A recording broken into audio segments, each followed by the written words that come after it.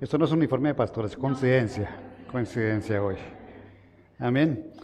Bueno, vamos a orar, porque no podemos escuchar la palabra del Señor sin orar antes, que Él prepare nuestras vidas, nuestros corazones, nuestras mentes, nuestros pensamientos. Padre, te damos gracias, Señor, esta noche. Gracias por cada vida, Señor, que hoy está acompañándonos nuevos aquí en esta casa en revelación, Señor, en el sitio donde tú nos has colocado, Señor.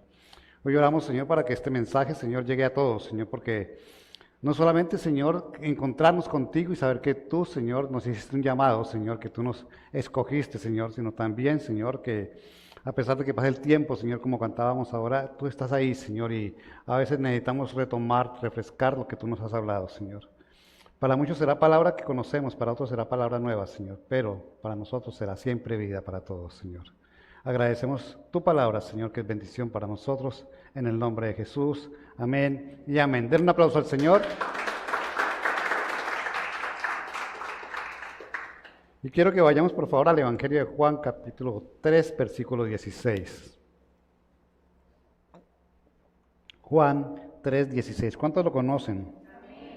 Los que invitaron a alguien ya deben conocerlo, porque el propósito de que estén aquí es ese. Amén. Ahí aparece en la pantalla ya. Vamos a leerlo. Dice, porque de tal manera amó Dios al mundo que dio a su Hijo unigénito para todo aquel que cree en Él, no se pierda, mas tenga vida eterna. Amén. Tal vez es el versículo más conocido para los que empezamos a tener una relación con Dios. De lo primero que nos enseñan para explicarnos que el Señor nos amó a nosotros y envió a su Hijo para que todos los que creamos en Él no nos perdamos, sino que tengamos una vida eterna. Dice muchísimo ese versículo, o sea, podríamos predicar toda la noche basándonos en él simplemente para ver que el Señor nos amó primero a nosotros, dice que nos amó de tal manera que envió a su Hijo, al Hijo de Dios, lo envió a esta tierra, ¿cierto? ¿Para qué? Para creer en Él, ¿cierto? Porque estábamos perdidos, para que no nos perdamos y para que tengamos vida eterna. ¿Cuántos saben quién es el Hijo de Dios? Jesús, bueno, Jesús es el Hijo de Dios. Jesús es Dios y Jesús fue enviado a la tierra. Dice que el Padre lo envió con un propósito. Lo envió a hacerse hombre, a que naciera, así como nacimos nosotros. Lo envió a que viviera como vivimos nosotros. Lo envió a que caminara por este mundo como caminamos nosotros, ¿cierto? Pero con un propósito. Él no vino por Él, sino vino por nosotros, según acabamos de leer. Dice, para que todo aquel todo el que cree en Él no se pierda, mas tenga vida eterna. Y tal vez para muchos decirles no se pierdan, y yo fui uno de los primeros si mi esposa tiene 27 años de cristiana, yo tengo 26, yo tengo un año menos, que decía, yo no estoy perdido. ¿Perdido de qué o de dónde? Pero vamos a mirar de qué estábamos perdidos ahora más adelante, o de qué están perdidas de pronto algunas personas que están aquí hoy por primera vez, empezando a escuchar de hablar de un Dios. Todos hemos oído hablar de Dios, seamos cristianos o no, hemos escuchado y hemos oído hablar de Dios. Pero lo que tenemos que aprender realmente es a que no tenemos que hablar, como dice su palabra, de oídas te había oído, ¿cierto? Pero ahora sabemos quién es Dios. Y lo importante es saber quién es Dios. No oír hablar de Él, sino saber quién es Dios en nuestra vida. Todos los que estamos aquí seguramente conocemos a Dios de una manera u otra. Todos tenemos una relación o tenemos un conocimiento de Dios. Pero además de creer, hay que creerle a Dios. Y si su palabra dice que Dios se hizo hombre, debemos creer que Dios se hizo hombre. Si su palabra dice que vino por nosotros para que no nos perdiéramos, tenemos que creer que vino por nosotros para que no nos perdiéramos.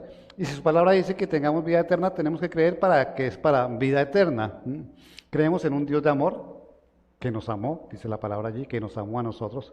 Creemos que existe porque Dios es eterno, no tiene comienzo, no tiene final. O sea que ese Dios que vino hoy existe, aunque murió en la cruz, resucitó al tercer día. Y hoy existe. Y tenemos que tener clara esa convicción. Lo importante es qué tan fuerte es esa convicción que tenemos de que Dios realmente existe. Hoy muchos cristianos dicen que Dios existe, pero de palabra y no de corazón, ¿cierto? Conocer la existencia de Dios es algo que es revelado a la vida de cada uno. Conocer que Dios existe, no como un nombre, no como una tradición, no como lo que nos han contado, sino aquel que vino por mí, porque dice que vino por mí, por cada uno de nosotros. Es posible a través de la revelación que hace el Espíritu Santo de Él para cada uno de nosotros. Dios envió a su Hijo para jugar un papel importante en la vida de cada uno de nosotros. No lo envió para otros, lo envió para cada uno de nosotros. Él no vino a salvar al primo o al amigo o al papá o al hermano, Él vino a salvarte a ti. El propósito de su vida, de su venida a la tierra, es esa. Y dice la palabra que nosotros, en Romanos 5:8, dice que, pero Dios demuestra su amor para con nosotros, en que siendo aún pecadores, Cristo murió por nosotros. Amén. Aunque éramos pecadores, aunque nos equivocábamos haciéndolo malo, el Señor murió por nosotros. Dice allí que por amor. ¿Cuántos pecadores hay aquí? Estamos conscientes de eso. Bueno, es bueno estar conscientes de Dios, es bueno estar conscientes de que pecamos, ¿cierto? Pero es bueno estar consciente también de que el Señor vino por amor a nosotros para salvarnos de ese pecado. Y dio su vida por nosotros para salvarnos de ese pecado. Cristo murió por nosotros para darnos salvación. Porque el pecado es eso, el pecado es muerte. El pecado hace que tengamos una vida eterna, no una muerte eterna, mientras que Jesús nos ofrece una vida eterna para nosotros. Amén. Romanos 3:23 dice, porque por cuanto todos pecaron y no alcanzan la gloria de Dios. Todos, antes de conocer al Señor, pecábamos, y después de conocer al Señor, pecamos, pero pecamos de una manera diferente. ¿Qué es pecado? Y eso lo sabemos todos, es no equivocarnos. La palabra pecado quiere decir errar, no dar en el blanco. Es como quien hace un tiro al blanco y se equivoca y no da en el blanco. Eso es pecado. Es decir, no acertar, no hacer las cosas correctas, no dar en el lugar que debemos dar. Y para todos el concepto de pecado natural es el mismo. Todos sabemos que matar es pecado, que robar es pecado, que mentir es pecado, que engañar es pecado. Y conocemos los conceptos generales de qué es pecado. Y nacemos con ese pecado, porque todos decimos mentiras, o aquí hay alguno que no haya dicho mentiras, ¿cierto? Todos mentimos alguna vez, todos nos hemos equivocado, todos hemos hecho lo malo, aunque querramos excusarnos por algún motivo, nos hemos equivocado y hemos hecho lo malo. Pero el Señor dice, todos pecaron y estábamos destituidos de la gloria del Señor. Es decir, no teníamos una comunión con Dios. El Señor, a través de su Hijo, nos abre la puerta para que tengamos una comunión directa con Dios, podamos confesar en nuestros pecados y Él, que es fiel y justo, nos perdonará todos nuestros pecados. Para tener una comunión con Dios es necesario eso, confesar nuestros pecados, soltar nuestros pecados, reconocer que pecamos, pero antes de eso, definitivamente hay que hacer una cosa, se llama arrepentirnos de pecar. Mientras no nos arrepintamos de pecar, de hacer lo malo, no vamos a poder tener una comunión con Dios, porque Él vino para eso. Él dice que nos anunció que el reino de los cielos se había acercado y que nos arrepintiéramos de nuestros pecados. ¿Cuántos son conscientes del pecado que cometen? Hay unos que ya están dudando, ya esta parte se puso, ¿sí? Yo pecador, sí, todos somos pecadores. Y somos conscientes, aunque no creamos, de que nos equivocamos y que tomamos malos caminos, muchas veces malas decisiones, decimos cosas que no tenemos que decir, odiamos. ¿Cuántos han odiado a alguien aquí? Nadie. Bueno, eso está bien, estamos bien, vamos bien, ya tenemos un campo santo aquí completo. El Señor vino a que reconociéramos nuestros pecados, pero no es nomás reconocer nuestros pecados, sino es arrepentirnos de reconocer el pecado. ¿Sí? No es suficiente decirle, Señor, yo soy mentiroso, perdóname, porque el Señor no va a hacer nada con eso. Debo arrepentirme de ser mentiroso. Creer que el Señor dice que la mentira es mala, ¿cierto? Y que los mentirosos no entrarán en el reino de los cielos. Creer que eso es cierto y decirle, Señor, yo no quiero decir más mentiras. Yo le cuento a la iglesia, yo me propongo, ¿sí? No decir mentiras. Y me propongo y he durado meses sin decir mentiras. Al fin uno cae por cualquier cosa y dice una mentira, pero durar meses sin decir mentiras, los invito a que se hagan ese reto. Mañana no voy a decir una sola mentira. No voy a decir que si me llaman digan que no estoy, porque eso es mentira, ¿cierto? No voy a decir que llegué tarde al trabajo porque había un trancón cuando me levanté tarde, que eso es mentira. Cualquier mentira que digamos está mal delante del Señor. Y las aceptamos por tradición, por costumbre, porque pensamos que no tienen ningún peso, pero el que miente en una cosa será capaz de mentir en otra más grande siempre. Amén. Solo en Jesús tenemos la posibilidad de encontrar redención de nuestros pecados si nos arrepentimos y se los confesamos a Él. Ahora, el Señor envía a su Hijo ¿para qué? Para pagar por nuestros pecados. Los pecados que llegamos a haber cometido antes de conocer a Jesús. El Señor dice, yo me he hecho la culpa de todos esos pecados y voy a asumir la carga, la consecuencia de esos pecados, porque todos los pecados tienen su consecuencia. Y la consecuencia del pecado que teníamos antes de conocer al Señor era que teníamos una muerte espiritual, eterna, y además que estábamos perdidos porque no entendíamos lo que hacíamos. Jesús vino a que comprendiéramos todo eso, a que estábamos pecando, a que no éramos conscientes de nuestro pecado realmente, a quitarnos la condena que estaba sobre nuestra vida para que nosotros no tuviéramos una muerte eterna y a que ya no estuviéramos perdidos, sino que realmente conociéramos claramente lo que estaba pasando en nuestra vida. Para los que empiezan a caminar con el Señor, esta es la parte principal de tener una relación con Dios. Comprender el propósito de la venida de Jesús, comprender quiénes somos nosotros. Él es Dios, Él se entregó en la cruz por nosotros, por nuestros pecados, para reconciliarnos con el Padre y tener una comunión con Él, y no necesitamos que nadie más interfiera en esa relación con nosotros y Dios. Eso es el centro de tener una relación con Cristo. No se trata de una religión, no se trata de tener ritos, no se trata de buscar en nuestra condición de hombres naturales, buscar respuestas a lo que es sobrenatural, a lo que es espiritual. Entonces tenemos que mirar claramente que somos llamados a tener un encuentro con Dios que es espíritu. La palabra de Dios dice que es espíritu. ¿Cuántos creen en los espíritus? ¿Ninguno cree aquí en espíritus? No, nadie. Bueno, pues les cuento que todos tenemos un espíritu. Estamos hechos de 3 partes: cuerpo, alma y espíritu. El Padre es espíritu y tiene 3 personas en un solo Dios, que es Padre, Hijo y Espíritu Santo. Él es tripartito, nosotros somos tripartitos. Y tenemos un espíritu. Para el que no creen los espíritus, al lado tiene sentados varios. Amén. ¿Sí? Esos espíritus tienen que entrar en comunión con Dios, que es espíritu, para poder recibir la verdad de lo que yo le acabo de decir, y que no crean ustedes que es simplemente algo que están aprendiendo, sino es algo que tiene que llegar a sus vidas de manera espiritual. Hechos 4:12 dice, en ningún otro hay salvación, porque no hay otro nombre bajo el cielo dado a los hombres en el cual podemos ser salvos. Necesitamos salvación de esa condena que había sobre nosotros, necesitamos esa salvación que el Señor nos ofrece de manera gratuita, por lo cual tenemos que darle gracias a Dios, ¿sí? Porque no nos cobra nada, no nos pide nada a cambio, pero sí nos entrega una salvación que tenemos que tomar o debemos tomar, que Él nos ofrece. Es una decisión personal y es una decisión libre. Nadie más te puede hacer salvo. La palabra de Dios es clara, dice, en ningún otro nombre bajo el cielo podemos encontrar la salvación. Ni las 11.000 vírgenes que podemos llegar a conocer, ni los santos, ni el Papa. Los hombres no pueden salvarte, únicamente te salva Dios mismo encarnado, hecho hombre, con su sacrificio.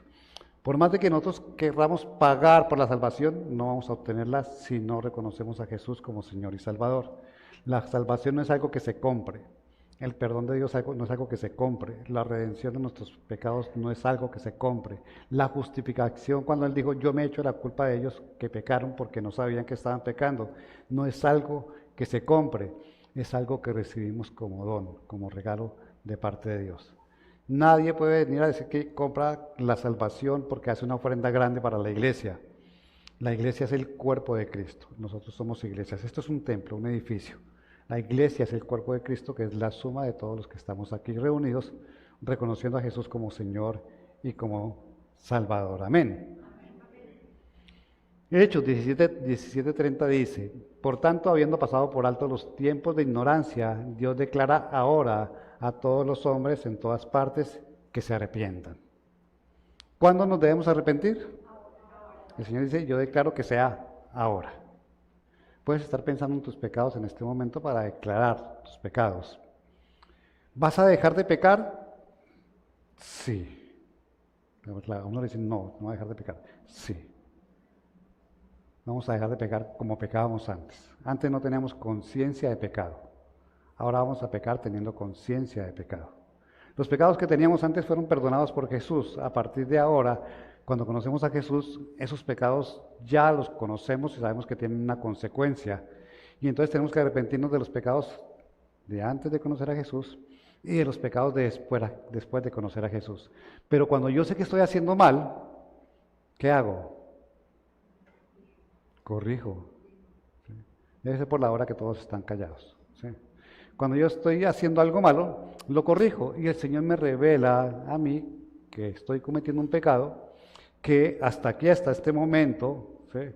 Él se hace cargo de mis pecados, me justifica de mis pecados, perdona mis pecados, paga por mí la consecuencia de mis pecados, pero a partir de ahora tengo que asumir la consecuencia porque ya conozco mi pecado. Entonces voy a pecar menos, porque ya sé que hay una consecuencia. Ya no hay quien se vaya a echar la culpa más de ese pecado. Ya el Señor te dice, yo ya me eché la culpa de los que tenías de antes. Ahora, esos pecados, debes responder por ellos. Y todo pecado tiene una consecuencia. Y todo el pecado, por grande que parezca o pequeño que parezca, es igual delante de Dios. Es igual mentir que robar o que matar. Delante de Dios es pecado. Lo diferente es la consecuencia que puede tener ese pecado en nuestras vidas. Así es de que tenemos que estar conscientes y estar tomando decisiones de arrepentirnos de pecado. Cuando a mí me gusta el pecado, ¿cierto? Tengo que dejar que lo que el Señor me revela en mi vida me haga dejar el pecado. Cuando a alguien le dicen, yo era un fumador empedernido, y me decían que el cigarrillo me podía matar. De eso ya hace 26 años. Y que el cigarrillo me podía matar y no había lo que había ahora, que la cajetilla de cigarrillos creo que dice que el cigarrillo produce cáncer y que estoy exponiendo mi vida sin fumo. Creo que eso dice ahora porque creo que es una norma del Ministerio de Salud. Pero antes no decía eso, o sea, cada cual fumaba bajo su responsabilidad sin ningún aviso. Y yo era de los que quería seguir fumando a pesar de que sabía que me hacía daño. Era conocido para todos, es más, conocía gente que tenía cáncer, que le habían quitado un pulmón o que habían muerto de cáncer pulmonar. Pero sin embargo, me gustaba el cigarrillo. Y entonces no importaba que el pecado fuera malo, que pudiera acabar con mi vida porque me estaba dando gusto. Y eso es lo que nos pasa muchas veces con el pecado. No nos importa que sea pecado porque nos estamos dando gusto. Pero cuando llega Jesús a nosotros, y al tiempo que recibimos a Jesús, recibimos al Espíritu Santo, es decir, ya no tenemos un espíritu, tenemos dos, el nuestro y el Espíritu de Dios que vive en nosotros. Y entonces Él empieza a decirnos, eso te hace daño. Eso no va a funcionar para tu vida, eso te va a traer problemas, eso te va a traer lágrimas, te va a traer dolor, te va a traer trabajos, te va a quitar el dinero, te va a... una cantidad de cosas que trae el pecado como tal. Y entonces tú dices, tengo que dejar ese pecado y tengo que perderle el gusto al pecado. Yo duré cristiano fumando, yo creo que unos 6, 8 meses tal vez, la verdad no me acuerdo, como 6, 8 meses que salía de mi discipulado o del servicio en las noches, como están ustedes aquí, y me prendía un cigarrillo en la puerta de la iglesia y que el pastor me dijera algo si quería. Porque me gustaba y a mí nadie me iba a mandar a hacer lo que yo no quería dejar de hacer. Pero el Espíritu Santo un día me dijo, no más. Y un día compré mis cigarrillos, me fumé un cigarrillo, no ni me lo fumé, lo prendí y no me gustó y nunca más volví a fumar hace 26 años aproximadamente. Eso es dejar el pecado, porque el Espíritu Santo me reveló que definitivamente estaba haciendo daño a mí y pude aborrecer el cigarrillo como debemos aborrecer el pecado. Eso pasa con nuestros pecados. ¿Te gusta decir mentiras?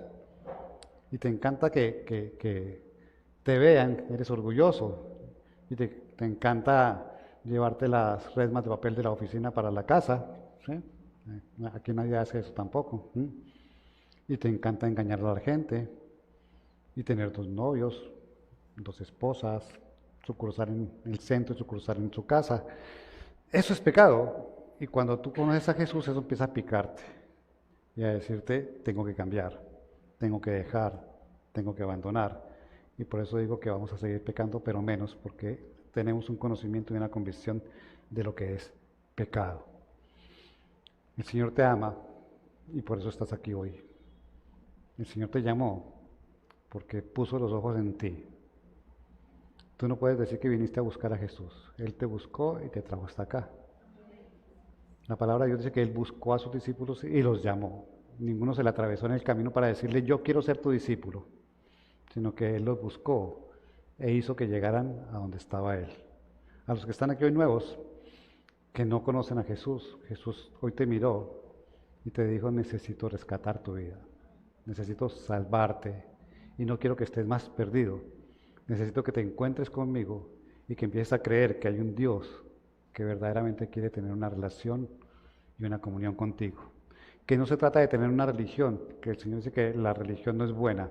Lo que tiene que ver con ritos, con tradiciones, con costumbres, no es lo que nos salva. Lo que nos salva es el sacrificio de Jesús y tener una comunión con Él para comprenderlo. Así de que hoy el Señor dice, allí en 2 Corintios 6:2, y quiero que lo miremos despacio, dice, pues Él dice, ¿quién dice? Dios. Dice, en el tiempo propicio te escuché y en el día de salvación te socorrí. Pero ahora es el tiempo propicio, ahora es el día de salvación. Amén. Hoy es día de salvación. Aún para muchos cristianos que se habían olvidado de que eran salvos. Para los que no conocen, hoy es día de salvación. ¿Y salvación de qué? De una muerte que vas a tener si no te encuentras con Jesús. A la gente le da miedo decirles, pero si no te encuentras con Jesús, te vas para el infierno. O hay un cielo y hay un infierno. Si estás con Jesús, estás en el cielo. Si estás sin Jesús, estás en el infierno. Y a los pastores les da miedo predicar, decir que hay un infierno porque es que la gente se me asusta. Ese es el propósito. Saber que hay un infierno y saber que a ese infierno podemos llegar a vivir una muerte eterna, no una vida eterna, sino una muerte eterna de sufrimiento y de padecimiento, si no podemos tener una relación con Jesús que no es carga y que no es problema. Es que ser cristiano es complicado porque los cristianos son aburridos. ¿Quién dijo? Ustedes escucharon lo que estábamos cantando ahora. Y aquí le meten tropipoc, por ahí le metieron alguna, hace poquito le metieron una medio, ¿qué se dice eso? Rap también por ahí. No somos aburridos, vemos la vida con una óptica diferente. Ser cristiano no te va a decir que no puedes hacer nada. La palabra dice que podemos hacer todo lo que queramos, aunque no todo nos conviene. Y cuando uno sabe que puede hacer lo que le conviene y dejar de hacer lo que no le conviene, pues opta por hacer lo que le conviene. Entonces, tener una relación con el Señor no te va a cambiar, ¿sí?, a ti como persona en cuanto a lo que tienes de esencia buena, sino te va a quitar lo malo. ¿Y quién no quiere que le quiten lo malo? Voy a traer a mi esposo. Sí, puedes traerlo si quieres para que le quiten lo malo. Pero el Señor lo que hace es eso, perfeccionar nuestra vida. Dice que tenemos que caminar en este mundo para tratar de llegar a la estatura de Cristo, que fue perfecto. Nosotros no somos perfectos ni somos buenos, porque perfecto y bueno solamente hay uno, que se llama Jesús. Pero sí quiere que lleguemos, que tratemos de llegar a esa estatura, puliendo nuestras vidas, haciéndonos abandonar el pecado, pecando cada vez menos. Y les digo, yo pecaba más hace 26 años que lo que peco ahora. Y este año peco menos que lo que pecaba el año pasado. Porque cada año aprendemos, con el transcurso con el Señor, aprendemos a manejar todo aquello que nos agrada, que no le agrada a Jesús, y aprendemos a desprendernos de Él. Nunca seremos perfectos, estaremos en ese proceso continuo. Pero el Señor entiende que si tenemos una lucha de verdad, de corazón contra el pecado, Él nos ayuda y nos respalda. Si es de verdad y si nos arrepentimos de lo que estamos haciendo. ¿Para qué? Para hacerte simplemente una persona merecedora de una vida eterna con Él. El propósito de la muerte de Jesús fue perdonar nuestros pecados, hacerse cargo de nuestros pecados, justificar nuestros pecados, pagar por nuestros pecados. Pero el propósito del levantarse de los muertos, de la resurrección de Jesús, es darnos vida eterna y salvación a todos nosotros.